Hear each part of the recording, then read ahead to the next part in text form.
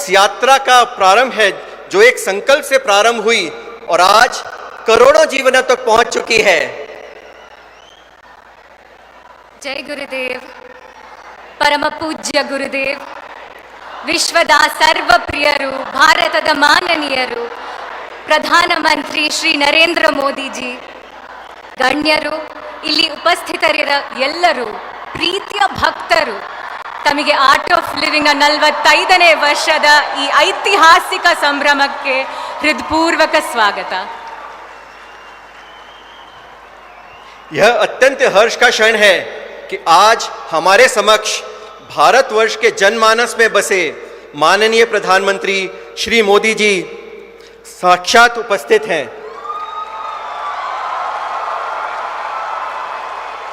Art of living के trust के अध्यक्ष श्री मधु राव जी माननीय प्रधानमंत्री जी को शॉल और स्मृति चिन्ह भेंट कर सम्मानित करेंगे।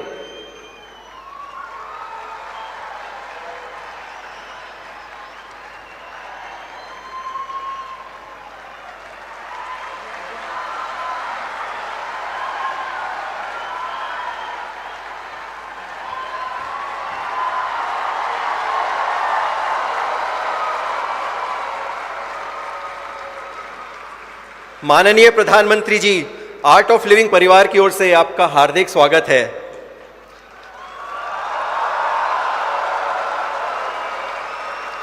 समारोह के औपचारिक शुभारंभ के लिए मैं आमंत्रित करता हूं आर्ट ऑफ लिविंग के ट्रस्टी श्री अजय बग्गा जी।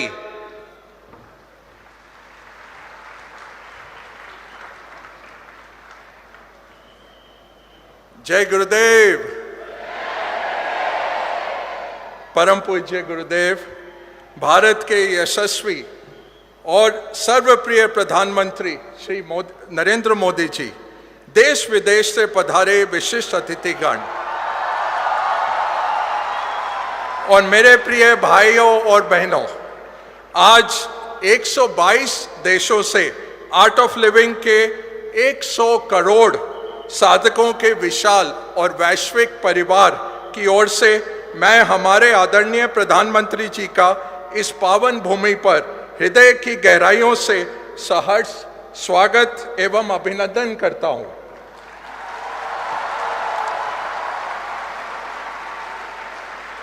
आदरणीय प्रधानमंत्री जी, आपका और आर्ट ऑफ लिविंग का संबंध अत्यंत प्रगाढ़ है।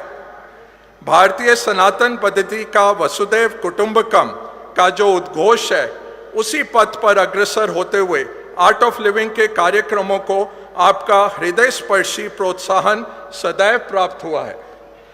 परम पूज्य गुरुदेव की यह दिव्य संकल्पना थी कि एक मंच पर हर परंपरा के, हर घराने के जो कलाकार हैं वो उपस्थित हों, और इसी के चलते हमारे आदरणीय प्रधानमंत्री जी इसी श्रृंखला के अंतर्गत 2006 में बेंगलुरु में रजत जयंती समारोह में पधारे और आपने हम सबको ऊर्जान्वित किया। फिर दूसरी बार 2016 में विश्व सांस्कृतिक महोत्सव में जब हमारी 35वीं वर्षगांठ थी, भव्य उत्सव हुआ दिल्ली में। प्रधानमंत्री जी ने विश्व भर से आए लाखों साधकों का उत्साहवर्धन किया और भारत की सांस्कृतिक विरासत को विश्व के सम्मुख गौरवान्वित किया। आपका वह संबोधन विश्व के कोने कोने से आए साधकों के लिए अविस्मरणीय था। प्रधानमंत्री जी, आपके ओजस्वी संबोधन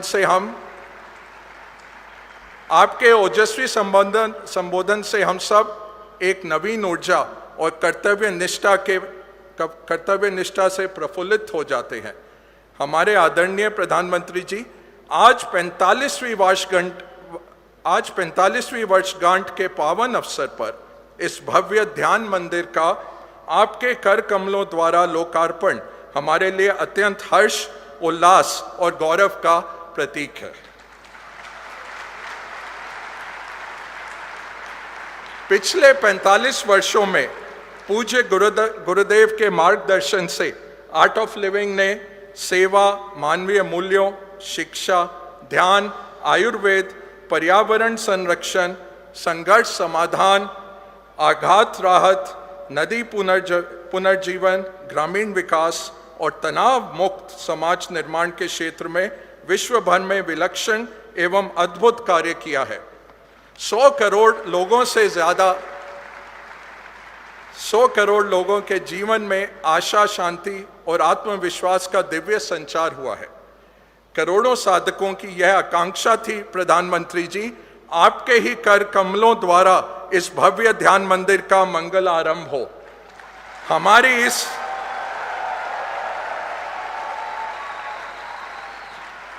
हमारी इस अभिलाषा को पूर्ण करने हेतु आपका कोटि कोटि धन्यवाद एवं आभार। परम पूज्य गुरुदेव ने 45 वर्षों की कठोर तपस्या से आर्ट ऑफ लिविंग का गान, ध्यान और ज्ञान संपूर्ण विश्व में प्रसारित किया है। यह ध्यान मंदिर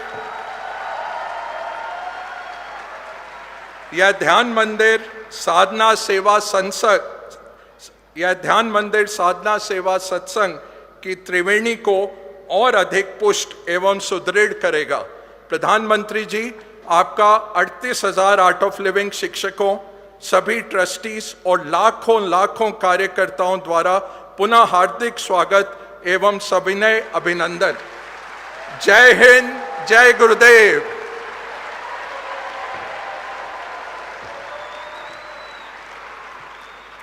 और अब हम परम पूज्य गुरुदेव से सविनय अनुरोध करते हैं कि अब वे अपने आशीर्वचन से हम सभी को कृतार्थ करें।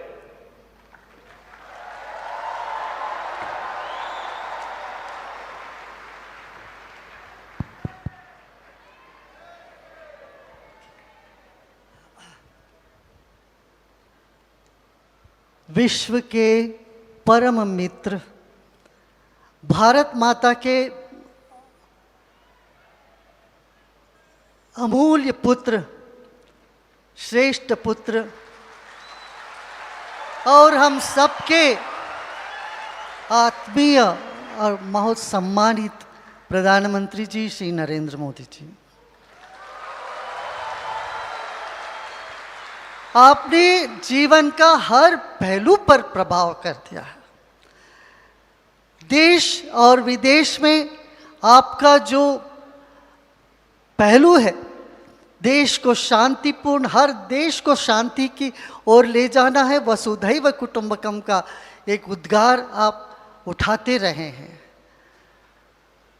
भारत माता, आज भारत के सभी लोग इतने गर्व से चल रहे हैं कि आपने भारत को एक दूसरी स्तर पर ले गए। हाँ।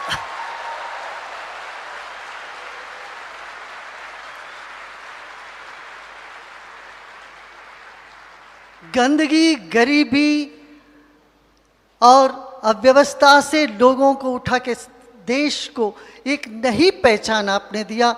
आप आते ही आपने घोषित किया स्वच्छ भारत अभियान। सब जगह स्वच्छता, स्वच्छ, सुंदर और सुरक्षित देश।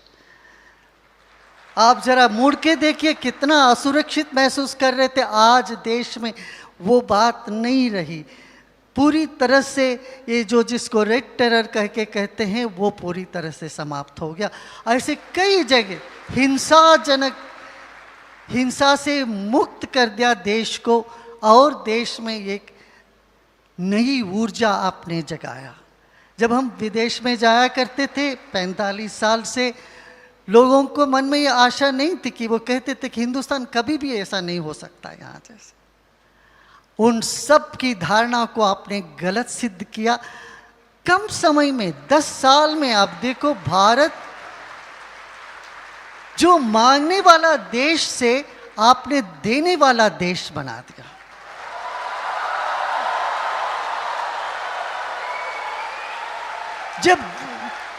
जब दुनिया आर्थिक परिस्थिति से त्राही मच रही थी, आपने भारत को ऐसा संभाला कि भारत को 14 नंबर से आपने अभी तीसरे नंबर पर लेके खड़ा कर दिया।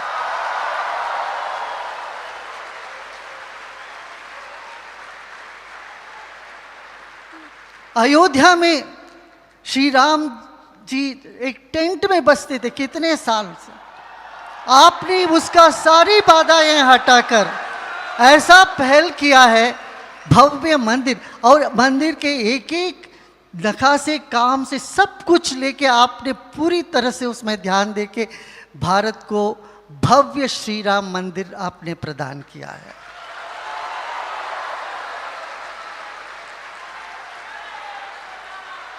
आपको एक बात बताऊं, श्री राम की शिल्प और शिला दोनों कर्नाटक से गया है।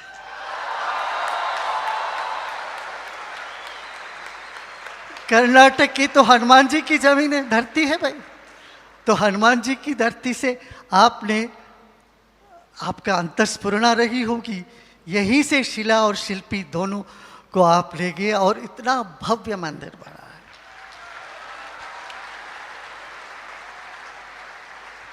और फिर आया काशी। यहाँ कर्नाटक में एक रिवाज है, जब भी शादी होती है इससे सबसे पहले काशी यात्रा करके चलते हैं।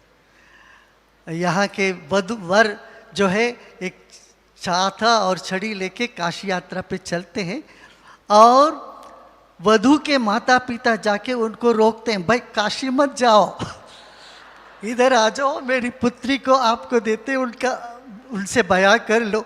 ऐसे काशी जाने से रोकते हैं यहाँ पर और संसार बचते। मगर अब बात अलग हुई, काशी की जो भव्यता आपने दिया है देश को, अब मैं कहूँगा आप शादी के बाद भी काशी यात्रा जरूर करिए और दोनों परिवार मिल के जाइए, सास ससुर जी माता पिता सबको लेके काशी यात्रा करिए। हर घर में काशी यात्रा का बहुत नाम है, ये इसी से शुरू होता है विवाह का संस्कार। तो कर्नाटक से बहुत बातें जुड़ी हुई है, काशी से और गुजरात से भी। इस आश्रम का पहला द्वार जो है पता है कहाँ से आया? सोमपुर के आर्टिस्ट से, गुजरात से यहाँ आया। भाई नया साल पहले गुजरात में आ जाता है, फिर भारतवर्ष में आता है, तो इसलिए आप पहले गुजरात को आपने चमकाया, फिर पूरे देश को अभी चमका रहे हैं।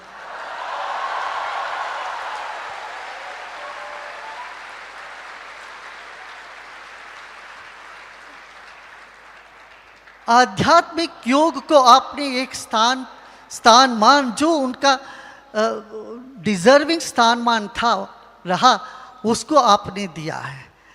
दुनिया में योग दिवस आपने करके योग को एक सर्वमान्य बनाया आपने।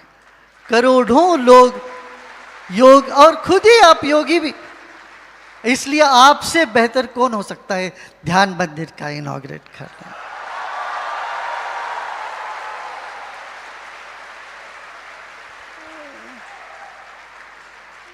योग और अध्यात्म को आप हमेशा ऊपर उठा, हमारा विरासत थे ये।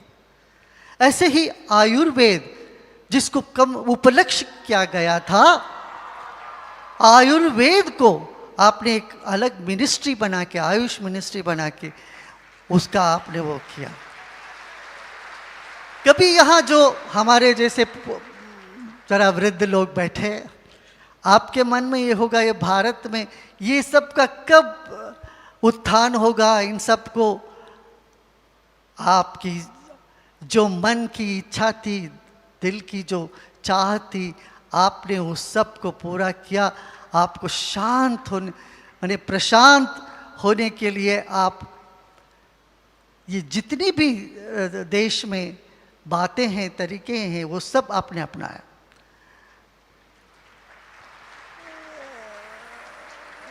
हर घर ध्यान का एक अभियान आपने चालू किया कुछ साल पहले। हर घर में लोग ध्यान करें। ये धरती ध्यान की धरती, दुनिया का देन है ध्यान। पहले महादेव ने उमा को ध्यान दिए थे, सिखाया। उसके बाद महर्षि वशिष्ठ ने श्री राम को ध्यान सिखाया। आप लोग सब, कभी लोग योग वशिष्ठ का अध्ययन भी करते हैं, उपरांत महर्षि पतंजलि, फिर भगवान श्री कृष्ण ध्यान योग 6वां अध्याय में उन्होंने पूरी तरह से योद्धाओं के लिए किया था। इस तरह से ध्यान, ज्ञान और गान, कला के लिए आपने इतना प्रोत्साहन दिया। देश भर में कलाकारों को आपने प्रोत्साहन दिया। नया एजुकेशन पॉलिसी ला करके आपने एक नया परिवर्तन लेके आए, जहां पर अंधविश्वास और मूढ़ता, संकीर्णता रही, उसको आपने विशालता और वैज्ञानिक दृष्टिकोण प्रदान किया। इतना ही नहीं, समाज के हर तबके के लोगों को आपने अपनाया, चाहे गरीब हो, महिला हो, गरीब, हर स्तर के लोगों को आपने एक अविस्मरणीय योगदान दिए हैं। इसलिए भारत बहुत गर्व करता है। मैं बोलता जाऊं तो अभी 1 घंटे तक बोल सकता, कई घंटों तक बोलना पड़ेगा, इतनी सारी उपलब्धियां हमें। कहाँ इंफ्रास्ट्रक्चर लीजिए और हमारा इलेक्ट्रॉनिक्स देखिए, इतना इंडस्ट्रीज को देखिए, यूथ देखिए, बच्चों का जो परीक्षा में माता पिता को इतनी चिंता नहीं, उतनी चिंता आप करके परीक्षा पे चर्चा करके बच्चों के दिल में हौसला बढ़ाए।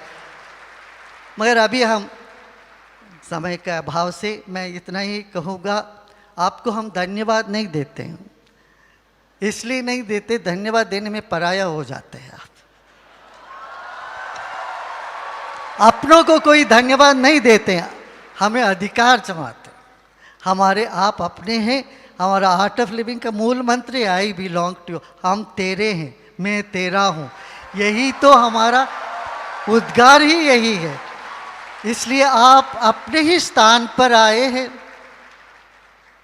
आपका 9 आग्रह हम स्वीकार करेंगे, हम सब स्वीकार करेंगे आपका 9 आग्रह, मगर हमारा एक आग्रह आपको स्वीकार करना पड़ेगा।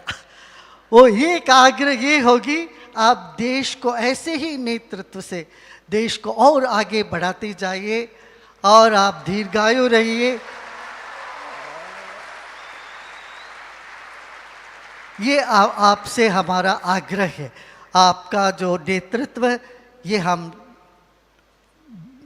हमको मिलता रहे, अगले बारे आने वाली पीढ़ियों को भी मिलता रहे।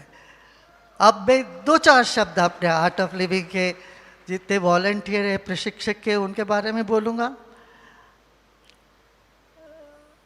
सन 1951 में मैं तो ध्यान सिखाता रहा ऐसे, तब उस वक्त के जो चीफ जस्टिस रहे इंडिया के, जस्टिस PN भगवती, वो बड़े आध्यात्मिक पुरुष थे। फिर एक दूसरे व्यक्ति थे, वो बिल्कुल नास्तिक थे, उनका नाम जस्टिस VR कृष्णय्यर, बहुत नामी थे। ये बिल्कुल 2 छोर के लोग, एक समाज के 2 छोर है। ये पूरा विश्वासी, एक बिल्कुल एक नास्तिक परंपरा को मानने वाले, मगर दोनों आके हमसे बोले, गुरुदेव आप पौधों को एक सीड बैंक में संरक्षित किया है। सॉफ्टवेयर और सर्विस, आपने सही कहा कि मेरा धन्यवाद नहीं हो सकता, आप ही का हूं, आप ही के बीच आया हूं और आप ही के लिए आया हूं, और जहां हूं वहां भी आप ही के कारण हूं।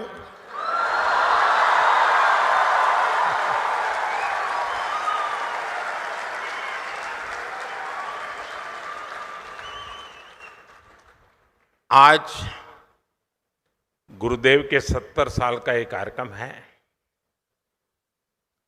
लेकिन मैं चाहूंगा, जब मैं घर का ही हूं तो सामने से कह देता हूं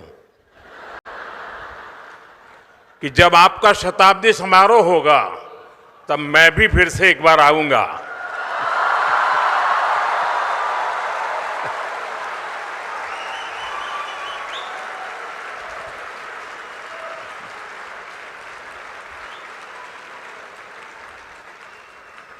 आज दिव्य और भव्य ध्यान मंदिर का लोकार्पण हुआ है।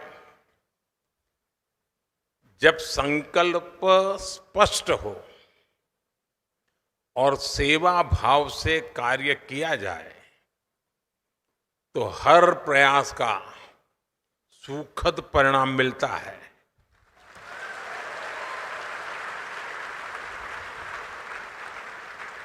बाकी कुछ हो या न हो, हम सब लोटस की छत्र छाया में है।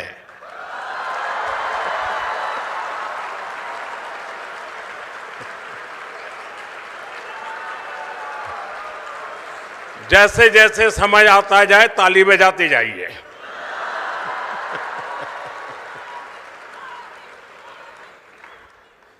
और गुरुदेव के आशीर्वाद है तो फिर लोटस की छत्र छाया ही देश को नई ऊंचाइयों पर ले जाएगी।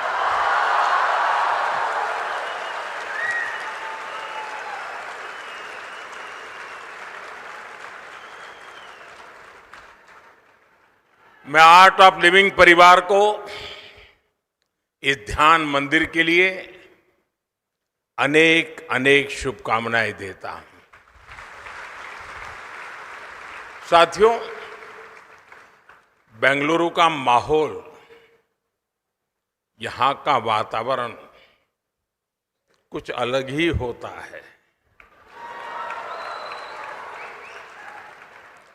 ये शहर सॉफ्टवेयर और सर्विसेज के लिए दुनिया भर में जाना जाता है, लेकिन भारत की सांस्कृतिक पहचान, स्पिरिचुअलिटी, आध्यात्मिक चेतना को भी इस शहर ने नई ऊंचाई दी है।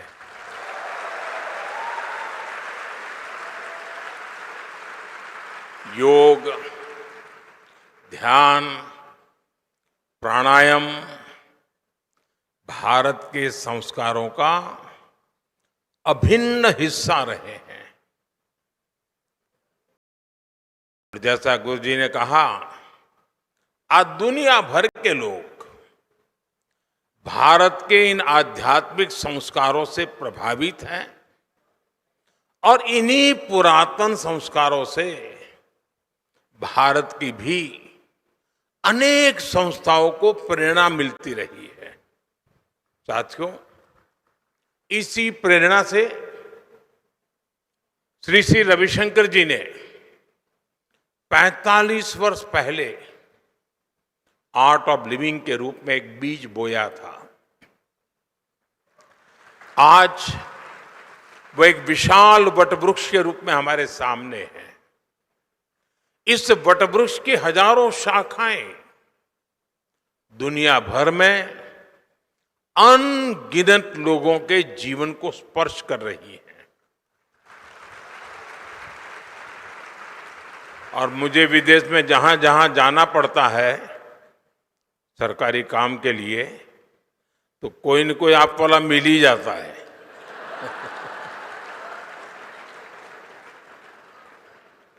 साथियों, हमारा भारत विविधताओं से भरा देश है।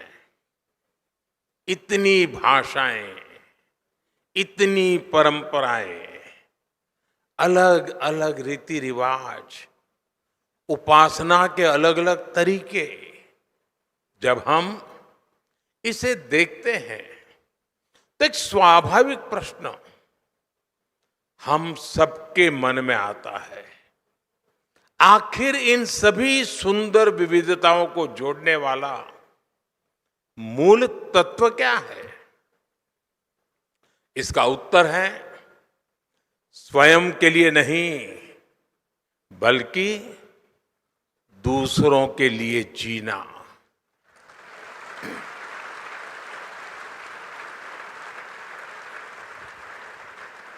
हमारे यहां कहा गया है, अष्टादश पुराणेषु व्यासस्य वचनम द्वयम परोपकाराः पुण्याय पापाय परपीडनम। अर्थात दूसरों की सेवा करना पुण्य है और पीड़ा देना पाप है। सेवा परमो धर्म है ये हमारे समाज का स्वाभाविक चरित्र है। पीढ़ी दर पीढ़ी ये संस्कार सरिता हम सबको संस्कारित करती है, प्रेरित करती है, ऊर्जावान बनाती है। भारत के अनेक आध्यात्मिक आंदोलनों ने अंततः स्वयं को मानव सेवा के माध्यम से ही अभिव्यक्त किया है। मुझे खुशी है कि आर्ट ऑफ लिविंग के हर प्रयास में सेवा की इसी भावना का प्रतिबिंब नजर आता है।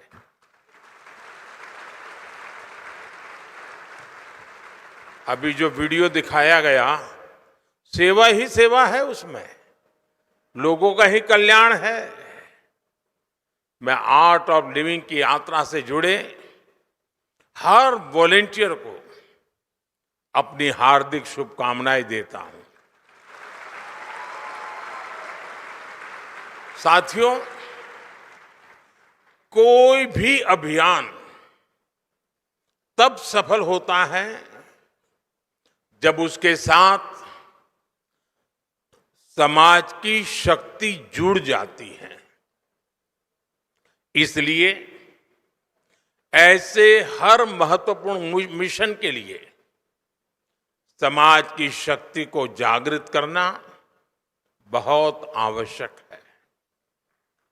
मेरा हमेशा से विश्वास रहा है कि समाज, राजनीति और सरकारों से भी अधिक शक्तिशाली होता है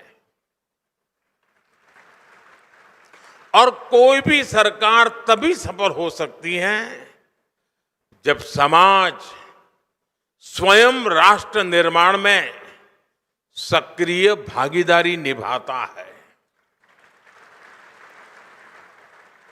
अब जैसे हमारा स्वच्छ भारत अभियान है, ये सिर्फ सरकारी कार्यक्रम नहीं है, बल्कि ये लोगों के जीवन का स्वाभाविक हिस्सा बन चुका है।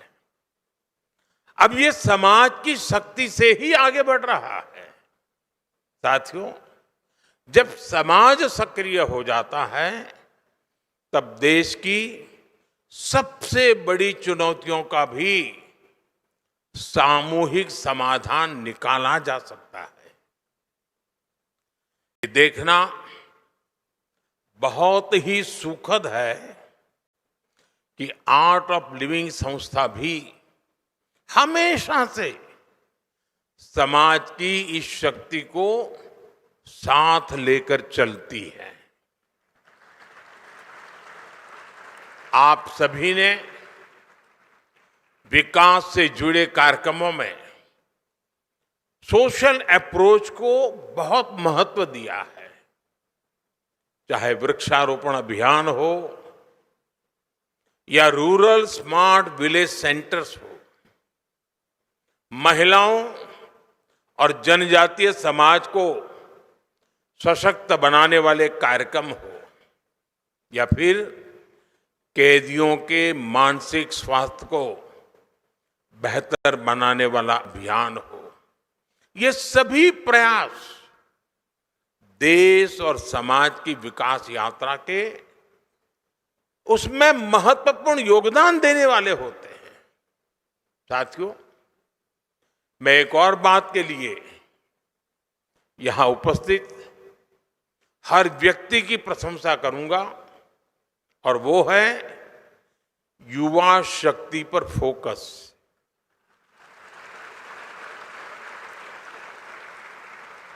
आज की दुनिया में बहुत तेजी से बड़े बड़े परिवर्तन हो रहे हैं। हर दिन साइंस नई संभावनाओं के द्वार खोल रही है। नए नए इनोवेशन पूरे की पूरी इकोनॉमी को बदल रहे हैं। भारत इस बदलाव में केवल भागीदारी नहीं कर रहा, वो कई क्षेत्रों में नेतृत्व भी कर रहा है।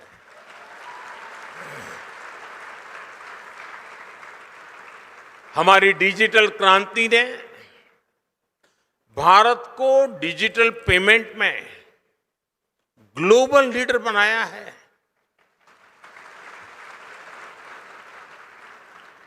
आज इंफ्रास्ट्रक्चर भी अभूतपूर्व गति से आगे बढ़ रहा है और फ्यूचरिस्टिक विजन के साथ आगे बढ़ रहा है। स्टार्टअप में भारत बहुत तेजी से दुनिया का तीसरा सबसे बड़ा इकोसिस्टम बना है।